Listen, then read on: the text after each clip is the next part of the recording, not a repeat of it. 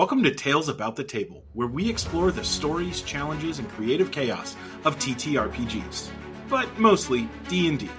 I'm Elijah. I'm Jack. And I'm Josiah. Together, we discuss the art of DMing, character building, and making unforgettable moments at the table. Each episode, we break down a different aspect of tabletop gaming, sharing our experiences, lessons learned, and maybe a few funny failures along the way. Whether you're a seasoned DM or you're just rolling your first set of dice, there's always more to learn about collaborative storytelling. Sometimes we talk about how to play TTRPGs, the rules, the setup, and everything in between. Sometimes we talk about how to be better people and communicators, and therefore, better players. And sometimes we talk about our own misadventures and the lessons that we've learned from the worlds we've created. But most importantly, we love telling great stories together. So pull up a chair and join us as we share another of our many tales about the table.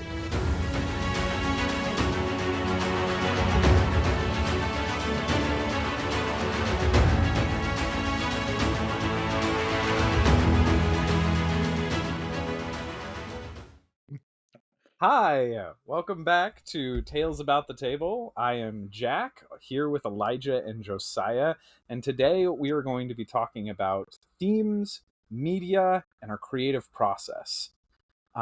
So to get us started here, our first question for everybody is, what is a theme, and how do we involve this in D&D?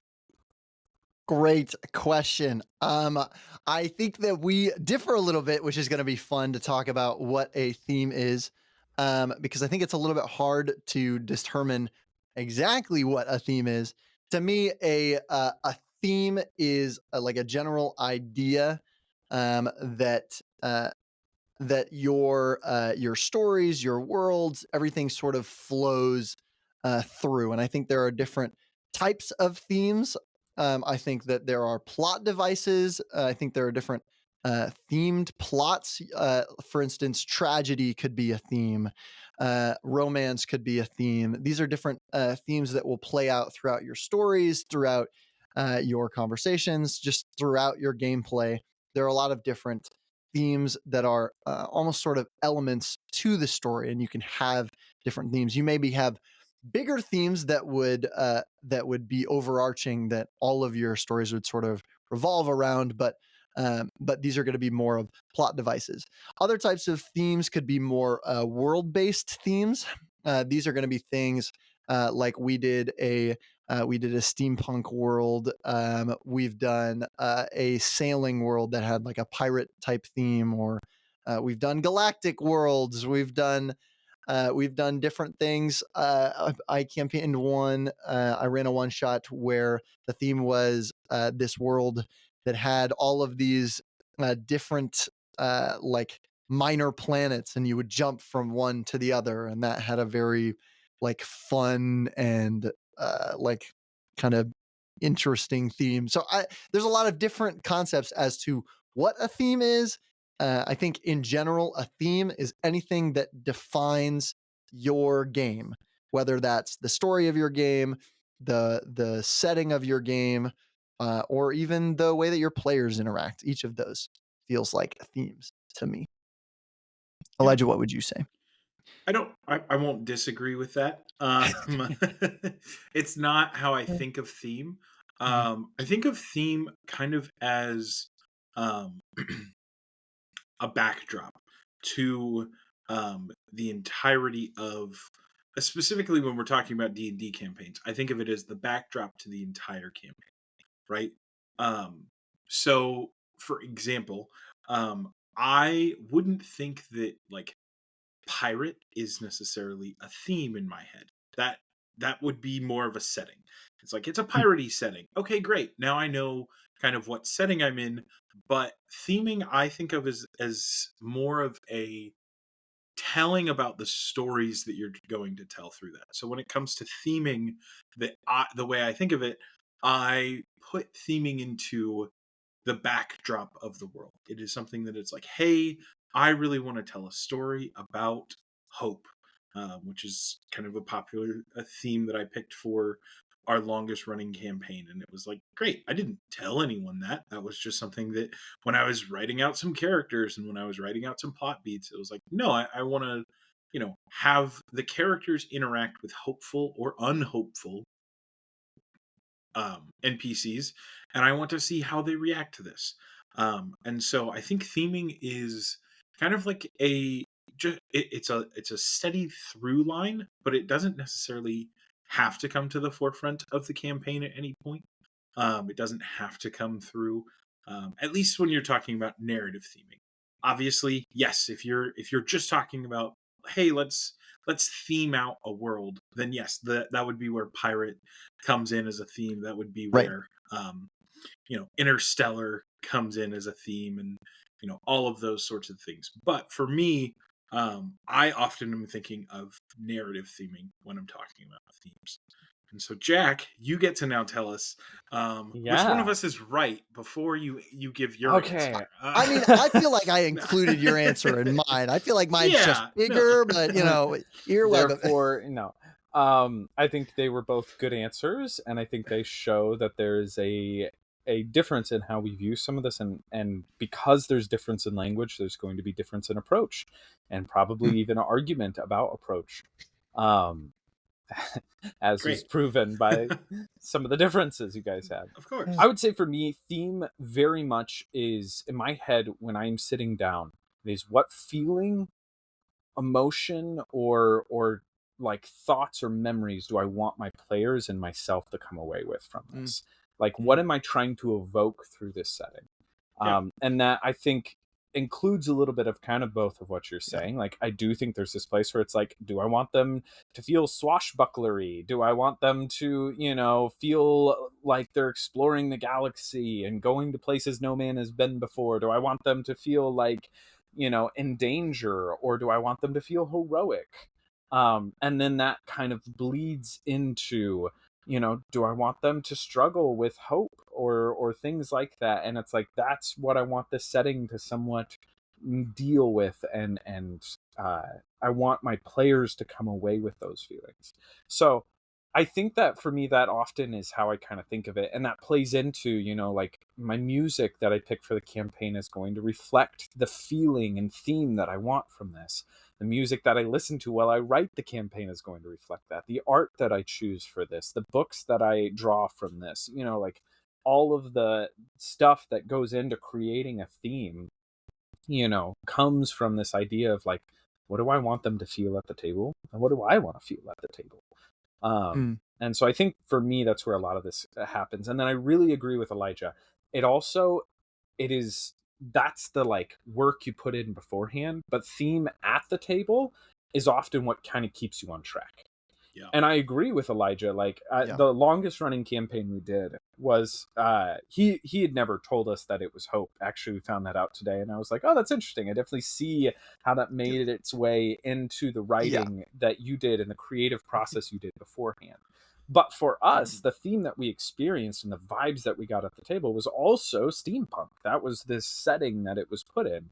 And both of those themes played a huge role. And I do think steampunk lends itself to stories of hope. It often is a dark and dreary world, and it is the characters within that world that are trying to overcome and find meaning in life, even within that dreariness. And so I think Elijah took a setting and the theme that was in the setting, and he paired it with a narrative theme that fit really well with that setting. And so marrying those two brought us to a place that it was like, oh wow, we feel like we're a part of this setting. We feel the theme of it. All he has to do is play the music of the intro to that setting, and we all feel deep emotions from this. And I think that's where I truly learned this was from from Elijah here, as like, oh wow, it's about the feeling that you have coming into this game. It's about like, this makes me feel something.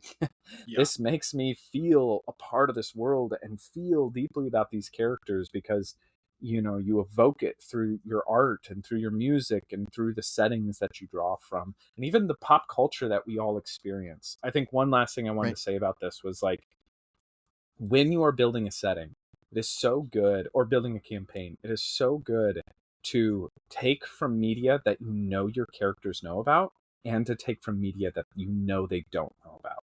Because there's this place where when you take from media they know about, it helps alleviate the weight on your shoulders to connect them to this theme. Because they can look at this theme and say, I've watched a million movies like that. I know the theme that you have for this setting.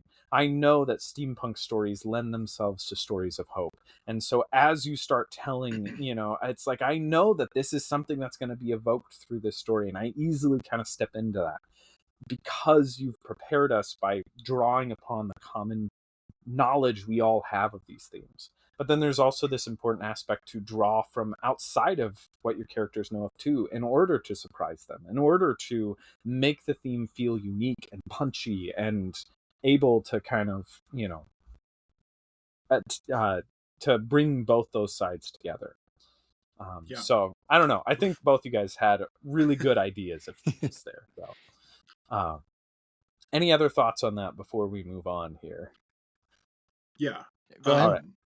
Yeah, I think what we're kind of talking through, and I think a big part of what we're going to talk through today is talking about using different media throughout D&D, what it looks like to draw on ideas, to find inspiration. How do I get into this creative process? How do I think through things? How do I use things? And I want to make it clear that like D&D is different from writing a paper for for a college exam, or like it's different from an essay. You don't have to be as worried about, oh, I don't want to plagiarize, I don't want to copy or do anything. This is storytelling. There is nothing new under the sun. Every story you can think of has been told with different characters, with different ideas, with maybe different endings. These things wrap up, and so many art imitates life, and the more that we tell stories, like the more it's just going to reflect a general theme, the general directions. And you might run into 100 different stories that all feel new, but the more media you intake, the more you'll recognize, oh, I actually know I've actually just watched a thing that was just like this. Like this story seems very familiar to me, but we're not doing that at all. I think actually, like as we played one of our longest running campaigns, I was listening to a podcast, like a live let's play D&D campaign, and it was like coming out live, and none of us had listened to it. And I was like, guys, we are actively playing through what they did 2 seasons ago. And like now they're playing through what we're playing through. This is like the same. All of our story beats are mixing. There are way too many similarities for this to be. And it's just the way things go. It is okay to mirror other things. That's what inspiration is. It is pulling on what we know and improving it and turning it and reskinning it and reflavoring and adding our own touch and playing into it. And it's a whole different thing, because so much of this is not just creation, but also experience. Experiencing D&D is way different from just writing a book or creating a story, because in those you're just creating something. But D&D is different because you get to live in it, you get to play in it, you get to actively change it, and it's totally different. So it's okay to jump into other things. So many people love these like setting guides that are like there's an Avatar: The Last Airbender setting guide, and it's not like, oh man, you ripped off that. Well, that's no, we want to play in that. That sounds super fun to go play that campaign, to jump into that and to like be in that world, because it's totally different from just reading a book. It's not like you reread that story, you're playing it, and that just makes it super fun. I wanted to hop in there too, because as you were talking, it reminded me of something that I experienced. Fan fiction gets a bad rap pretty often. And that's totally fine. And if it's not for you, it's not for you.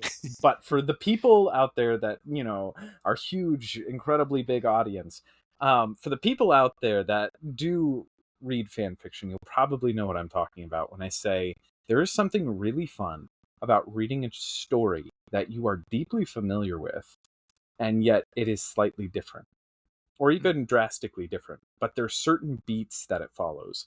One of the biggest fan fiction out there, community out there, is Harry Potter.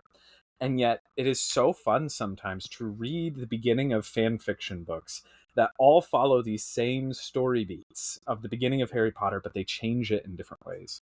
And I share that specifically because I think there's this place where with D&D we're like, we can't totally rip it off. You gotta like, change this or that. And it's like D&D is one of these really cool places where when you do this story, it will change. There is no possible way that it is going to follow the exact same story beats that the story was written about. And so you can start from that place of like, yeah, you're a young boy and you live with your aunt and uncle and you figured out you have magical powers and are headed to a magical school. And it's not going to feel like Harry Potter within 3 sessions. There's just a place where it's like, it's going to be different. You're not Cool. Harry Potter. There's a troll in the basement? That's awesome. I'm going to run away from the basement. Like I am going a 13 different years way. old. I have been in 2 classes. I'm out of here. I'm gonna, And then the DM goes, "No, what's going on?" Yeah. my plot. Even if you tried to follow the exact same storybooks as the story or like plot beats, it would feel totally different because it is different. It's so hard to get it right on, and that's never the point anyways.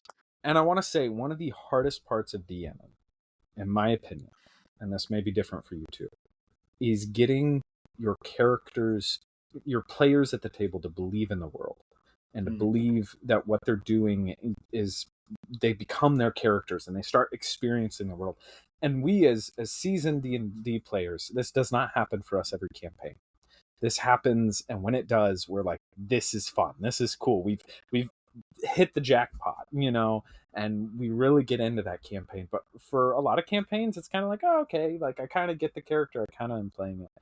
And this, having a theme that is recognizable by your players is just like a handicap that helps get that started. It helps you get into that place where it's like, oh yeah, I recognize the setting, I recognize this theme, I recognize what the DM's kind of going for. I've seen and experienced and heard stories that are similar to this, and so my character can fit into this world easier. I don't feel like I need tons and tons of backstory and foreknowledge before I feel like I'm a part of this world and I'm experiencing it.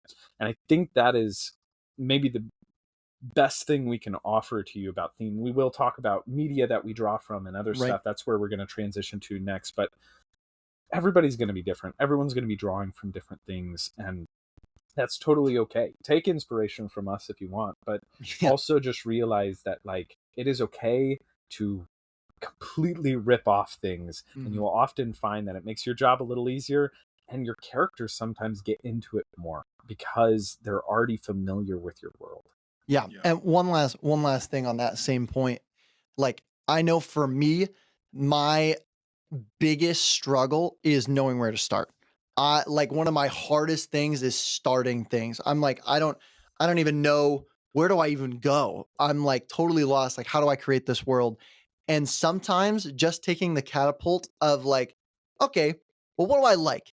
I really like Avatar: The Last Airbender. What do I like about that? I love the nation structure, the political. Okay, well, let's dig into that. And then diving into that and pulling it apart, just even getting me started there, it allows me to just run with it. And by the time I've developed it, it looks nothing like what I originally started with. Or maybe it did, but in most scenarios, it doesn't. But getting me started and even just pulling off of something else was absolutely what I needed to get going. And maybe that is for you as well. Yeah. Moving on. Oh, Elijah had something to say here, and then we'll move on to the next question. No, I think that I was about to transition as well, because I think that what you're talking about is kind of the next thing that we're going to talk about, which is the creative process. And okay, it's awesome if you have a theme that you have in mind. Now let's run with it. And how does that happen? How does that come about? And one of the big things that we kind of talked about beforehand was like, it's media. Like, we draw a lot from media to create, and like media inspires this, but it doesn't necessarily play an active role in your creative process. It's as Yeah. Josiah said, it's a lot more passive, right? Like I don't sit down and I'm like, oh, I want to like tell a sci-fi story. Okay, I'm gonna go watch Star Wars, and then as soon as I get done with all 9 of those movies, I'm gonna sit down and write something sci-fi. Like that's not, at least for me, that's not my Yeah, creative process, and I'm pretty sure it's probably not for you either. that's a crazy process if you have to watch a Yeah, full series. I'm gonna go binge like 3 seasons of a show real quick. yeah. So that's my secret, guys. Every time before I write a fantasy setting, I watch the Lord of the Rings extended editions before I write every single session. That's what I Wow, do. Wow. That's why it takes so long for me to prep for D that's and D. that's why Elijah's better than all of the rest of us. That's I would believe if you told me you read through it because it'd take you 10 minutes, but to watch through it, Would not take me 10 minutes. Those books are not that short. Oh man. Anyway, but the creative process is different for everyone. So Josiah, you kind of already got started, so I do want to kind of hear what is your creative process specifically. We're gonna start small with characters. I think that just oh seems yeah, easier. Just like, hey, if I'm building a D&D character and I'm just telling you, hey, we're gonna play D&D, I want you to build a character. Where do you start? Do you start at the character sheet? Do you start yeah. at the idea? Go for it. It totally varies. Okay. I think I have started all different types of places. Um, More recently, the place that I kind of end up starting is just in the player's handbook, just going through like, okay, well, what class am I gonna play? How am I gonna do this? And then like running, like just digging into, well, like I want to play this. It just depends a lot uh on so many things. I think I have started uh building different characters and figuring out where I'm at, like almost differently with every campaign. Like, ah, yeah, because in some campaigns, I just am gonna build for power and then I'll figure out the character later. And in other ones, I don't care at all about the power and I am completely building only because I want to play this character. Um and I think a lot of times it's like I said with the with building from the avatar world. My biggest struggle is starting. Like I will go through like a bunch of different things and just be struggling to figure out like where do I even start? So I'm like reading through the classes, reading through the backgrounds. Okay, now I'm just going to like look at D&D art pictures. Now I'm like just seeing like most popular pop fiction Yeah. characters and I'm going chat gpt, hey, I need to play a new character. What are some fun themes that I could play my character off of? And I'm like just looking for that first thing, because as soon as I have my first thing, now I'm going and everything else is just going to build onto it. I'm trying to think. There was one um, I'm trying to think of some good examples. I played this character that I think I may have actually built the character around the voice that I had for this character. I genuinely was like, okay, I always play these characters with just regular voices. I was like, I want to play a character that leans heavy on the voice. And I was like, well, what voices can I do? So I went for this like high pitched, like, I want to talk like this. And I was like, well, what can I do? What does this sound like? And I was like, okay, well, this sounds kind of like a demon. This is a terrible voice. This and so I was like, okay, here we go. We're going. We're gonna dig into this. And so I was like, okay, I'm gonna play a tiefling. And then I was like, okay, what kind of tiefling do I want? I'm gonna play a tiny little tiefling. I want to play like an imp. I want to do this like terrible little guy who's super annoying. He like can't make decisions. And I'm just like running with it. And the whole time I'm picturing different like even now, as I'm thinking about it, I'm thinking of different media that like have characters that are similar to what I'm trying to portray, because I'm trying to pull on, well, what kind of what other attributes of this character do I need? And like, so I know me, and the media that I have taken in the most of by a significant margin is Phineas and Ferb, because I have watched that show so many times at length.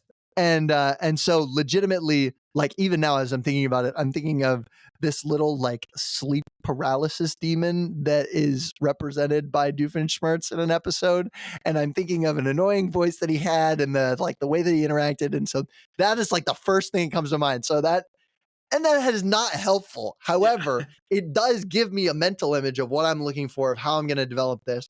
And everything that I go after that I'm going to sort of like put it sort of into this frame, and it's going to keep molding around. I'll find other characters that make more sense as I go along. But like, as I remember this character, I am going to get that picture in my head. I'm going to get that voice there. I'm going to get like sort of maybe one or two like things that are core to this character. Like I said, he doesn't make decisions easily. He's obnoxious. Those are like, I just mentioned those two, and those are going to be what I think of every time now, because it's like, okay, well, it's time to get into character. Okay. What are we doing? And you know, like that, like I've thought through that short list. I have a picture in my head, I have the voice, and that's where we're going from here. So for me, like so much of this creative process when it comes to building a character and then getting into character, which, man, I take so long to get into character, but that's mostly because I value continuity so highly. But yeah, for so much of it for me is just finding the next thing, trailing it there, and then trying to create some of these like staple references that I can go back to so that I'm able to do it better the next time. Yeah. Yeah. I have a very different process than Josiah. Awesome. Let's hear it. And I'm sure that we all will, because again, I hope part of what you're getting out of this is it's going to look different. So if you hear something Josiah just said and you go, I like that. That feels like it applies to how I do this. I'm going to carry that into the, that's what we want you to get out of this is ideas, food for thought. How could you do this? How do other people do this? And, maybe we can learn and grow together. For me personally, I really like character arcs. I like character growth. I like my character, not even to have huge flaws. I think sometimes we're like, oh, they got to have this big flaw they can grow out of. And it's like, we all have flaws, but to recognize the flaws that your character has so that they can grow out of those, so that they, you can walk with them on that journey. And I think for me, I really boiled it down a while back of like, when I am building a character, I want to start with one desire and eventually have a conflicting desire. And I think that's where I really kind of start the process. I want one thing they're chasing, and I want one thing that is kind of something else they want that's getting in the way of what they're chasing. And that might be a little high level. It is often something I let develop a little bit during the campaign. Often at session 0 or when I'm building the character, I try to choose one thing that they're chasing. And then I don't often figure out what the conflicting desire is that is going to get in the way of that until we start playing. Until we're maybe even a few sessions in. And then I get to see the world that we're playing in and the things that could get in the way and say, I like this aspect of the world. I think this is how those two things can fit together. And so for me, it very much is more of a writing standpoint of like, I want this character to have journey and growth, but I also know to play them effectively at the table session 1, I probably need something that they want. It is helpful for my DM because they're going to be able to tie stuff into that. It is helpful for me because from day 1, I at least know what I can role play them with, This is a weird example, but I kind of like it. Think about Avatar: The Last Airbender. We brought that up a lot this episode. think about how Not sponsored. not do you sponsored, know guys. Although I think Avatar: The there Last is new, Airbender? I think there's new episodes coming out here at some point or something like that. They're doing Are another they doing the series. Kyoshi? Anyways, I I think hope it's you because know they're this older. media because we Google reference this, it a lot. and it's Anyway. basically a sponsor. So. You know, yeah, not sponsored. So Sponsored. in it, there are 4 nations, and you think this is kind of world building and character building put together. There are 4 nations. What world has 4 nations? What world only has 4 nations? You know, like that's kind of a crazy concept when you sit down and think about it. But like in the way they present it, you don't think about it at all. And then you meet these characters, and each nation has a huge stereotype.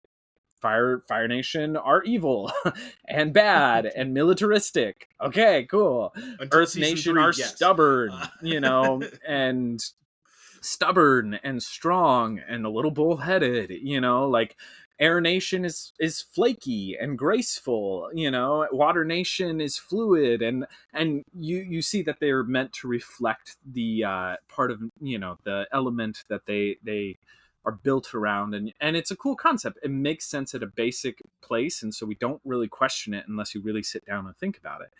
And it's like, yeah, there are these 4 nations, they have these stereotypes, and the show doesn't really break those stereotypes for quite a while. It establishes them. It spends time establishing them. And then when it does break the stereotypes, when it does say, this individual doesn't fit with what we've presented before, it's like, oh, wow, that's crazy. Or when one of the main characters has a moment of growth where they grow past their stereotype, where they grow past what they're, you know, kind of portrayed as, and oh, Aang's a 12-year-old boy that just wants to have fun, and that's all he cares about. And then you begin to see him take on the responsibility that his role demands. And I think that is really informative for character building and setting building. I think there is this place where, you know, it doesn't need to make perfect sense. It doesn't need to be rooted with so much verisimilitude and everything fits like it's the real world. It's like sometimes you need a stereotype, a desire, a thing you're pursuing, you know, the way that everybody at the table expects this character to act or this nation to act. And then times where you break that because there's a conflicting desire, because there's something else outside of that that is forcing the character to act differently. You know, Aang has a conflicting desire in him. He wants to have fun. He wants to enjoy life, but he also has responsibility and duty. And those two things come into conflict. And we see him wrestle with that. And that's part of the reason he, as a 12-year-old boy, is one of the most compelling characters you will ever watch. And it's like, wow, that's crazy to see his journey there. And I think you can do that really easily with your D&D characters just by kind of having that. And so that's often where I'll start. I'll typically pick a class too beforehand, and I love to find art or a vibe that I'm going for, maybe a way that he's going to behave in combat. You know, maybe I love character building, and so I'll often choose a bit of an optimized build that I've been either working on or seen stuff that I've modified, and be like, okay, I like this idea, and now let's build it into a character. So I often will choose a chassis first and kind of build from there. But I like my story and my character to be rooted into the world. So even if I choose the build I'm using from D&D first, I won't often choose the story until I begin to get into the world itself. And so, yeah, I mean, it often will use the themes that I have around me, the stories that I have around me. I really like to personally draw a lot of my characters from myself, though. I know you'll hear all sorts of stuff online about this. Of this is the worst thing ever. This is the only way to build characters, whatever it is. I find that there is a place to be respectful, and I am in a sidebar for a second. D&D can be a type of therapy. In fact, it actually is a type of therapy, but you also are playing with people that are not therapists and they didn't sign up to be your therapist. Yeah. And so I've really wrestled with we this. We have a sponsor here because that would be great. Okay, I know. Sorry. Sign up for like BetterHelp or whatever. Yeah, seriously. Yeah, I know. I wish we had a sponsor here. All right.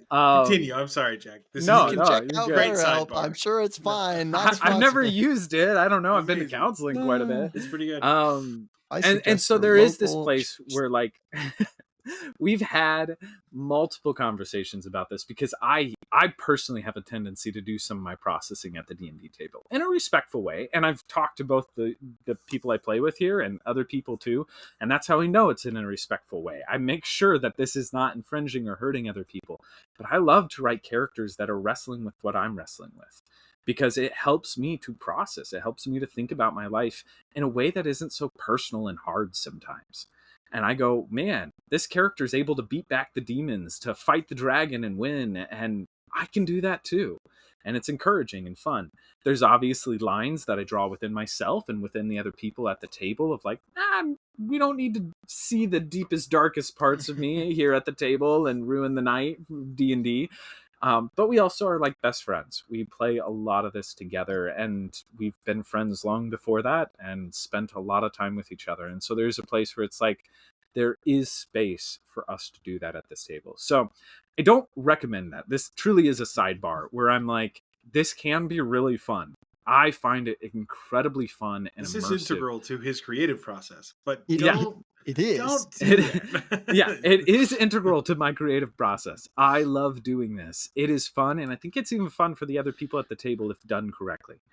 But it also is something to be dealt with very carefully, and probably shouldn't be your first go-to, way to do things. What am I struggling with? I can do that. Yeah. I want to play a character who feels alone all the time. I want to play a character that just wants to hit people. I do think, but in both those examples, to take the idea of like, I feel lonely, and therefore I somewhat perpetuate being lonely, and to take a character that pushes people away, then like you don't have to just take the original concept, but like mirror it in some way and say, man, this character more obviously than I do pushes people away in his life. And to play that out and let him grow and learn and realize that safety is sometimes not worth connection, or giving up connection. Things like that, that can be a really fun character to learn and grow through. Anyway, enough about that. But I hope that maybe gives you some ideas for how to approach character building.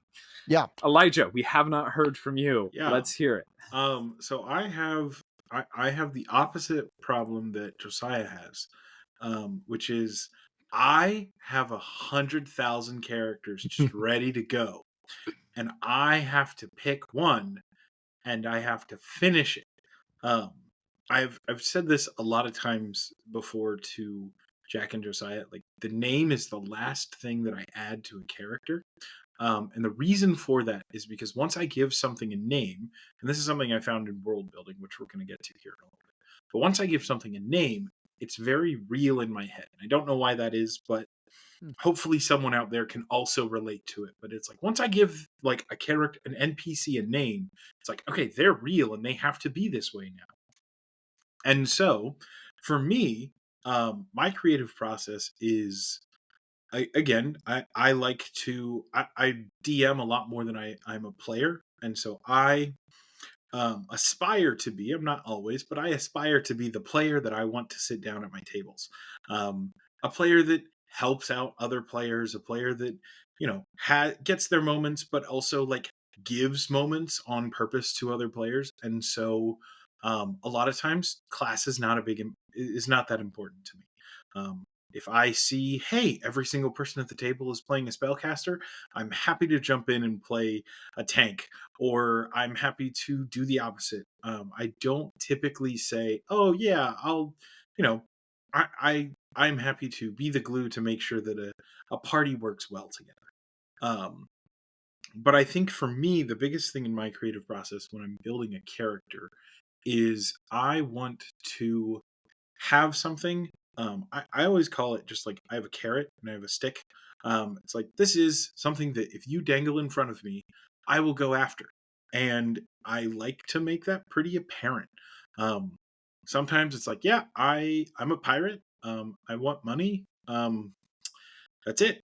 That's all there is to it. Like, there is not, no thinly veiled, actually, though, I want to like find my father. But money is also, no, it's just like, I want money.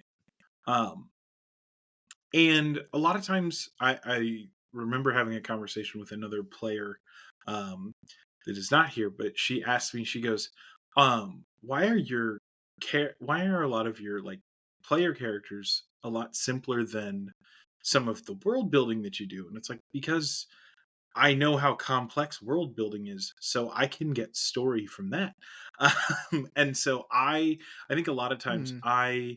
I'll write some backstories. I remember some of my early characters definitely were the stereotypical. Okay, so I have 95 pages about where this guy came from and everything that he's done before, and you know the life that he lived. And I remember my very first character.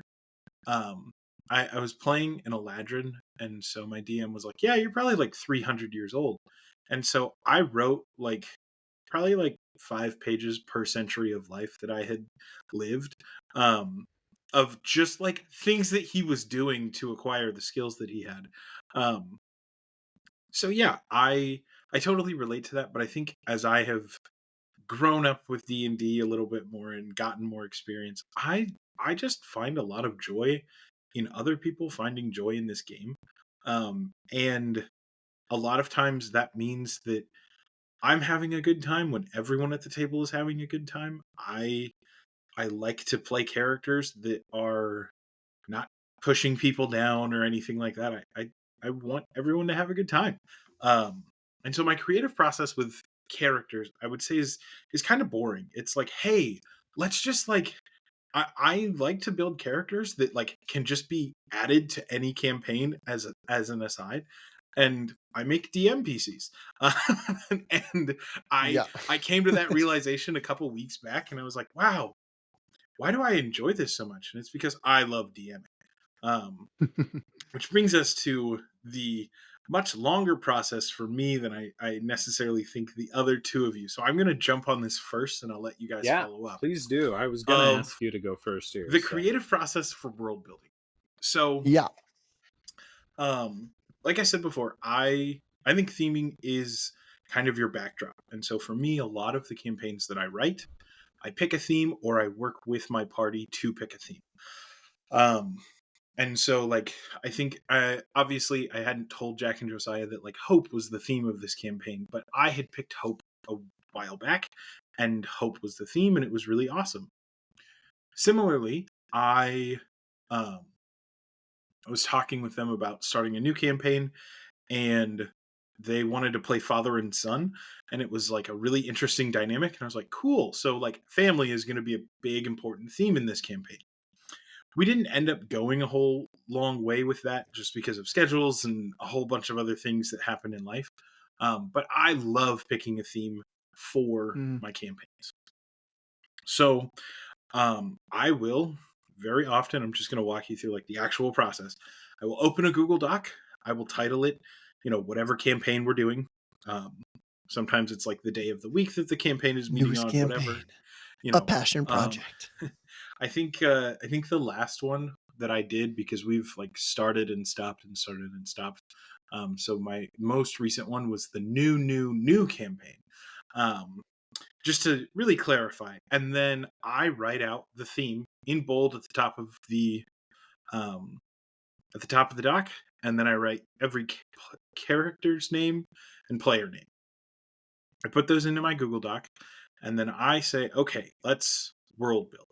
Um, and I will jump into whatever someone has latched onto. So in our longest running campaign, Jack latched directly onto political affiliation, and so I remember writing for a while just about, okay, this is the politics, and these are, we decided to go with houses that each like of these noble houses existed, and so I was developing all of that for a really long time. Um, and that is what I love. Now, if I am with other people, I will kind of have like a session zero. I'll write with you. We'll go back and forth. I'll listen. I'll take notes. And then I get to do what I call my prep, which is I go to wherever my zone of space is, and I will start.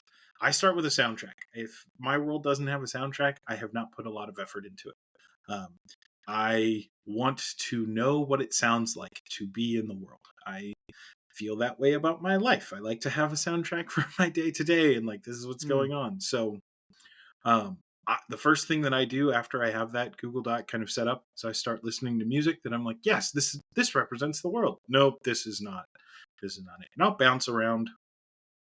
And once I finish, probably like 10 to 15 tracks, sometimes more, sometimes a little less.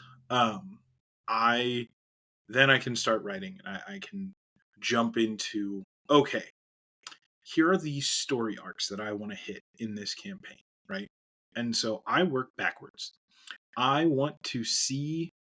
I get these awesome moments where I'm like, oh, I envision your character doing this awesome thing. And so I'm just going to be like, I'm going to give you the opportunity to do this awesome thing if you want to. And I'll be like, and everything that has to build up to that, for that to have meaning, Mm. I then reverse and work backwards, which has brought me to one of the biggest things that I do is I will steal work from other people, and then I'll just cut it up and move things around. And so it doesn't look like, oh, you just stole Lord of the Rings, but it's like, no, I actually did. I just, one of the second to last things that we did was we went to the Mines of Moria instead of doing that as like your first big encounter. It's the same thing, but you didn't realize it, so it was okay. um, but I love Mm. to just work backwards and say, okay, I want them to charge into battle against all of the armies and be at this spot. Awesome. Okay, what is it going to take for them to get involved with the army? Well, I should probably create a likable soldier NPC. Okay, great. Likable soldier NPC is going to be one of the first people they meet. Awesome. Okay, and then also I need them to like have stakes in this war. Okay, great. So I need to like make some consequences for this war. And then you zoom out and you zoom out. And that is how I build a world.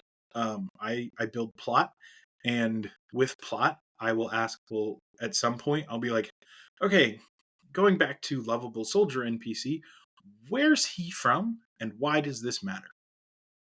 And that helps me to build out some cities, some villages, some just different places that the campaign will go to. And that is my Elijah, do creative you mind process. if I hop in here real quick? Because Absolutely. if Jump there right are in. people out there Yeah. currently thinking, wow, that sounds railroady, I want to say to you, I've played in most of the campaigns he's run. I've never felt railroaded. And I Mm. think that there is a place Yeah. here where you hear what he's saying and you go, oh, he's choosing where they're headed and how they're going to go. And it's like, you can do that if you know how to draw the characters there. Instead of saying Yeah. they're going to go here, you're going to say, how can I build plot hooks that they'll chase, And that they'll care about? I will say Yeah. that the last part of this is I redo this pretty much every couple of weeks, Mm. because sometimes I'm like, oh yeah, they want to go and fight the armies. And in our steampunk campaign, I was so sure. One of the pictures that Jack shared with me was this one guy taking on a full army, and I was like, great, I will run a war campaign. I have this in the bag. And I was developing how they were going to do airship battles. They were going to do like just these awesome army scenes, and I worked on it. Like I was developing actual mechanics for this and working on it and working on it and like sending ideas out to people and coming back. We have not gone into combat in a war type situation, with one exception being when one of my PCs bought an army to go Yep. kill a vampire. Um, not at all politically motivated, No. not the countries that I thought.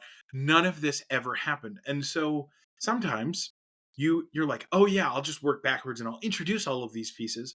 And I did exactly that. And I Oh was yeah. like, I'm gonna like set it all up. It will ramp up into this event. And they were like, yeah, I'd like to go find the most important artifact in my country's history. That sounds like a lot of fun for me.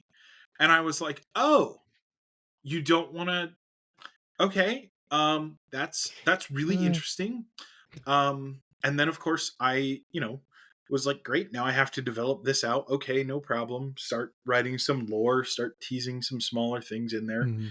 And then, as good characters do, there's character development, and they no longer want this as a character, much less as a player, and so you go sideways. And so I will Yeah. say that my world building process is probably not the most convenient. I love this, and Sustainable. so this is I Could love be.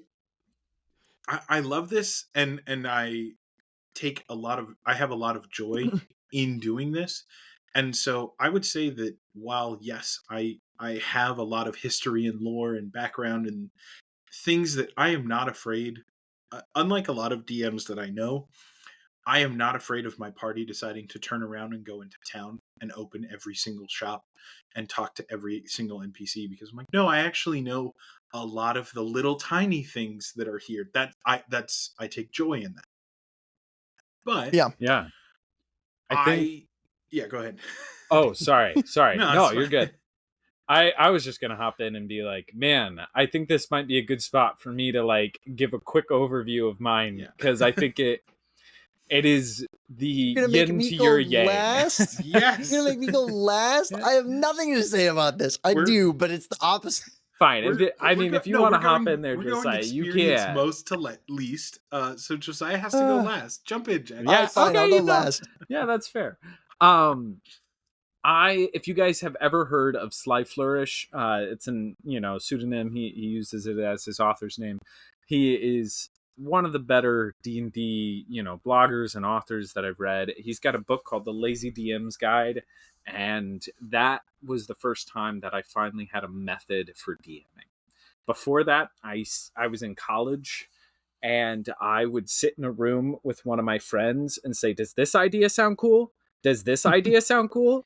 Does this idea and that it was Kevin? like, that was Kevin. I knew it. Nice. And Kevin's my sounding board too. and until I felt like I had like a couple of cool ideas, and then I'd run the session. No other prep. I would have a couple cool ideas, and I knew where I kind of wanted the campaign to go, and I'd run it.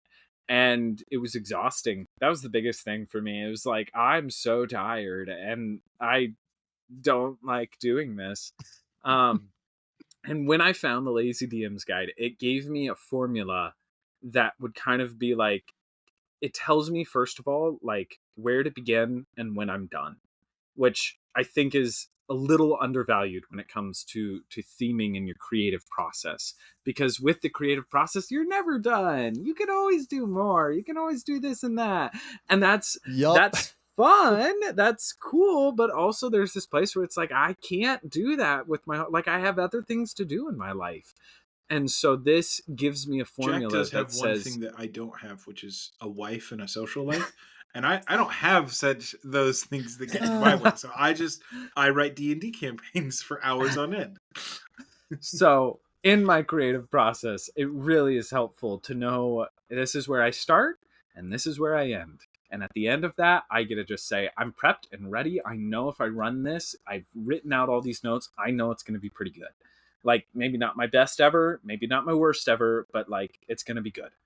The people at the table will have fun, and me included. And so in that process, I'll give you a few of those things. Again, this comes from Sly Flourish, not from me. I do not claim these as my own. But he has you start out with reviewing the characters you're running for, and then creating a strong start. And he says if there's two things, the most important is creating a strong start. If you prep that, that gives you a place to start, and you can build the railroad tracks then in front of wherever your party decides to go. But that's the portion that you have to kind of give them and decide to do. And so he's like, make sure you start strong, whether that's combat or engaging scene or something they learn right off the bat that gets them into the world and moving. And then there's outlining potential scenes. And again, that is just like short blurbs of like, they could go here or here or here, and this could happen there, And then moving on from there, there's secrets and clues. This is the second thing he said. If you're going to prep two things, strong start and secrets and clues. And the secrets and clues is 10 things that you are going to essentially, you don't tie them to how the characters are going to learn them, but they're secrets about your world or clues pointing to other things. And this is the one that changed my DMing. Having a bunch of plot relevant things that I could drop in at any point meant that I didn't have to have everything perfectly made and positioned of where they were going to go. I had the plot, and if they find a talking statue, bam, he's got one of these secrets and clues that they can get out in this role play situation. If they disarm a trap and there's something behind that, bam, one of my secrets and clues. Now they're moving the story forward, like, and you get these secrets and clues, and you're allowed to have ideas of where they might fit in. Oh, they're going to talk to this wise person, probably going to get some secrets and clues out of them. But it gives you this flexibility. If they do something you're not expecting, you still have plot for them to find. And it's like, instead of doing the quantum ogre where you have different, combats and, I built this scene, so I'm going to put it over here because you went that direction. It's like quantum secrets. It's like, these exist and I want you to drive the story forward. And so you may have some ideas of where they're going to show up, but you don't know how the characters are going to interact with your world. So you get to have this improv tool that helps you with that. Enough said about that. Moving on, it's outlining NPCs. He really suggests just ripping off NPCs. One of his biggest suggestions is just change their gender. No one will ever figure out that you are using that person from that story. You're saying grab from media and change it? Yes. Take any character from media. Thank you. That is a helpful clarification. But also, you can take real people too, and just like public figures, celebrities, whoever, change their gender. You don't have to do it that way. There are other ways you can make it distinct and unknowable. But like, that is one where rarely do people catch that. Then it goes into the last three things. Develop fantastic locations. These are just short sentences about like, this is cool looking. This is cool looking. Choose your monsters.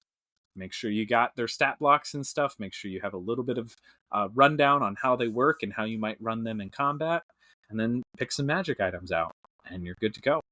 And I've found that this streamlines my creative process. It gives me a box to work within that I know where I can begin. I know when I end. I have more than enough at the table, it feels like often. I feel prepared. I don't feel stressed. And that's what I want when I'm DMing. And it often feeds me being creative too. I love that the one thing he says to push yourself with is always come up with 10 secrets and clues. Because as you do that, you start world building. You start developing your world. Yeah. And every session, come up with 10 new things about your world, basically. 10 new things about your characters and their connections in your world. Next session, do that again. And you'll find not only is your world building easier, it's more connected to your characters. Your world building applies directly to them because as they grow, your secrets are growing with them. You are connecting your world actively to what they're doing. And it makes it really fun. One of the most successful campaigns I've run, it, in my opinion, and I think you guys agree, it was Suklas, that it felt like you guys could do a lot and keep discovering more and pull on threads, and there was threads to pull on, and you'd find more secrets there, and that they kind of developed with you guys. And I felt like that was really cool. And it was really fun to do as a DM. All right, I'll pass it over to Josiah. Yeah. We don't have a ton of time left here, so. Right. Yeah, okay. So I have tried a couple different things. I'll say, first of all, I'm not a long time DM. I have DM'd like 3 one-shots? Maybe that's it. Something like that, yeah. I think 3, yeah. 3 one-shots. 3? I don't remember the second one. I know I did the first one. I know I did my most recent one. Yeah. I would just like to quickly clarify. Josiah's creativity, and like, we have always put him on the spot to DM. We have never that's given fair. him any time to prepare. We're both like, and we're not DMing today. Your turn. It's like, okay, one shot. I got it. Yeah. And the worlds that he has come up with have blown my mind every time. So, all right, go ahead. Yeah. Okay. So I'm going to say, I'll say I've done 3 things because I think the middle one probably was close to the first. The first one is be confident, because if you have been playing D&D, if you understand the way that this game works, this might be a lot easier than you think. You might be more capable. For me, I came into it and I was just like, you know what? I'm pretty sure I know how this game works. I'm pretty sure that I could prep nothing, literally just start us off, ramble, and make it up as I go. And I'm going to be honest, full winging it, I had a lot of fun doing it. I came in with no stress because I had no worries about, hey, I need to get them to this plot point. I need to get this story to happen. I need to get them to meet my NPCs. I did all this prep work. I hope they don't skip around it. No, I literally just came up with something and then was like, all right, what do you guys do? And then came up with it as we went. And here's the kicker, because this is difficult to do immediately. I did this. This was so my first time ever my first time ever DMing. This is what I did. And I was like, well, I need to be able to. I also was right on the heels of the most life-changing thing for my entire life, which is using and abusing ChatGPT for literally everything. So I was like, I'm going to use ChatGPT to DM. I was like, I'm going to have it like, just like give me whatever I need. And it is even easier now because ChatGPT has gotten way better since when it first came out and when I was doing this. But it was like, okay, we go here. I was like, ChatGPT, can you give me like literally typed out, give me an NPC, make him a shopkeep, and it was like, yep, here you go. Here's the name, here's some of his information, here's like his stat blocks. I was like, great, what does he have for sale? Here are the things he has for sale. Great. Can you tell me more about what that one does? Yep, here it is. And it's like within 30 seconds, I have everything that I need. And I'm making it up as I go. So I'm not worried about it not being necessarily coherent because I'm literally throwing stuff at the wall, deciding what I want as I go. And if I'm like, no, I want something more space themed. Can you give me like a space item? Yeah, here's one.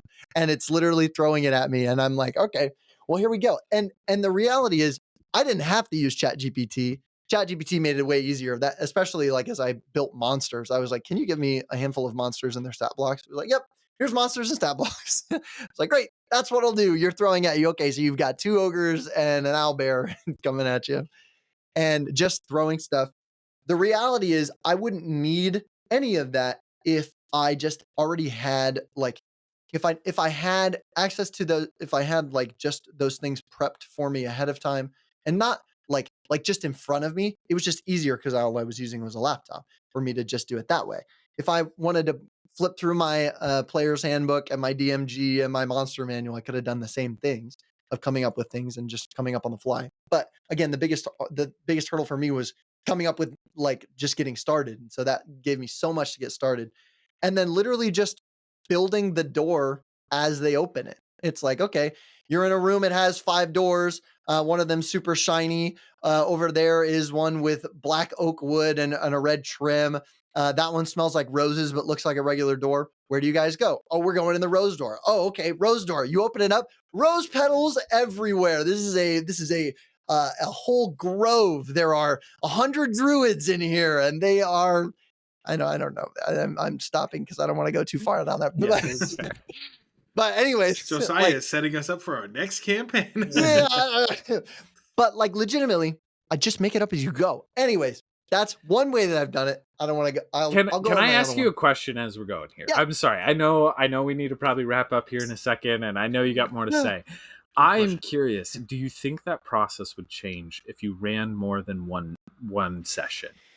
In some ways it would, because I love building a cohesive story. I love moving because forward. continuity matters a lot to you. And there's this It place where does. when you're throwing stuff, like I'm just curious now, like if there would be this place where you'd have to have notes to know what happened, and obviously ChatGPT would hold a lot of that for you, and you'd be able to look back on that stuff. But I don't know. You just got me curious as you were saying this. I was like, how would that change as you maybe did more than one session in a row? Yes, so that perfectly bleeds into the opposite end of the spectrum, which is also very enticing to me. In the first one, throw everything in the wall, see what sticks, and literally make it up as you go. In the other category, I'm currently building a setting guide that's going to be like more than 100 pages long. I'm totally building out this thing, and I've spent the last like 2 weeks just building a map because I care so much about the details. I'm literally digging into it. I'm like, I want to make it look perfect, and so much of how I do this is, look, I want to know that everything is prepped. And it's not that I want to know that it's prepped. It's like, well, I care about building this thing, so I'm going to build it out as we go. And I think realistically what would happen in that first example, as I'm literally making stuff up as we go, is as we continued on, it's a lot easier for me to build an episode 2 and just make 100 assumptions about what would have had to have happened before episode 1 in order to get the world to where it was, and then flesh out the world from there and create this larger idea. But at least for session 1 or sessions 1 through 3, if I'm making it up as we go, there's sort of this, like, the continuity is going to figure itself out as we go. I remember the things that I said sometimes. I try to remember the things that I had said previously, and we're going to keep building and adding on to them. But for the most part, I'm just kind of making up new stuff as we go. And this is not necessarily the way that I would always say to DM. I'm probably not going to do this most of the time, but it's worth trying. Like, there is an aspect to which when you just try to wing it, you end up having a lot of fun because there wasn't stress for me because I wasn't worried about doing this perfect thing. Everybody knew that I had nothing prepped, that we were just running it, and I was having a lot of fun with it. The most recent time that I DM'd, I ran a one shot for these guys, and one of the things that they said was like, this looks so polished. Like, how did you, like, he has art for the, yeah, all I prepped was the art. I spent like a majority of my time making it look polished, but I hadn't done anything. Like, to Elijah's point of, he started with these things and zoomed out. I go the opposite direction. I'm like, okay, what's the world? Are we on Earth? Are we on somewhere else? What is going on with this whole thing? Okay, great. This is what's going on. Okay, we need a smaller location. Okay, we're in this city. Is there other things in this city? Yeah, there's other. Okay, so let's go here. Now I need a building that we're going to start in. We're going to start in this tavern. Great. Okay, you guys are in a tavern, and that's where we're starting. Yeah. And like, I'm going the opposite direction of where Elijah's coming out and starting small and working towards something. I'm starting from, okay, here's where we are. Here's where we need to, here's where we're starting. And I'm going back to it. And that's just sort of the broader span of things. For sure. Well, we definitely should probably wrap up here, but I wanted to say just a few things. First of all, I love the differences, even in, like, Elijah's been DMing longer than any of us. I've been DMing the second longest, and Josiah obviously is fairly new at Not this. a DM. And seeing that process of, like, and I do think part of it too is seasons of life. Like, when I've had more time to DM, I do pour more time into it. And when I don't, I don't. And Elijah is at this place where, like, this is something he pours a lot of time into. Elijah, well, I won't share personal details about his life, but he doesn't sleep as much as some people. And, like, he brutal. He Vampire. uses that time to great effect with his creativity. And yeah, so I just think it's really interesting to see some of the differences. And I hope this doesn't come off mean, but I'm kind of excited to see how Josiah grows as a DM as he continues to DM, and how his philosophies change or differ as he experiences more of this, because I definitely saw myself go through a similar thing. Not for sure that Josiah will. Maybe he's figured it out on the first time. Maybe he's the lucky few who just nailed it on their first time, and he is really good at what he does. I'm under 2 great DMs, so I got it set. I know what I'm doing. Yeah, exactly. You guys I also learned the lessons for me. That was another thing I was thinking of. I was like, I'm curious, like, you play with veteran, like, I wonder how different it would be to DM for, like, veteran players for your first time versus DMing for new players for your first time. That's fair. And that was something I was thinking about too. I say all this not to throw shade on any one of us or anything like that, but to show you that you could be very different. You might be playing with all new players and you hear our advice and you go, well, this is how it's going to work. The first campaign I ran, literally one person, two people had played before, and I had 6 players and I had never played before, and I DM'd it. It was fun. It was bad, but it was fun. And like, that was cool. That was what it needed to be. And so I just want you guys to know, like, we are not coming in here, as always, trying to tell you the right way or the best way to do things. We hope this was food for thought. We wanted to show each of you our process for figuring out a theme for a world, the media that we use to get a picture of the world, and to show you our process of creating and building a session. In some ways, it was a peek behind the DM screen, but also a peek behind our character building and the way that we approach world building and story building.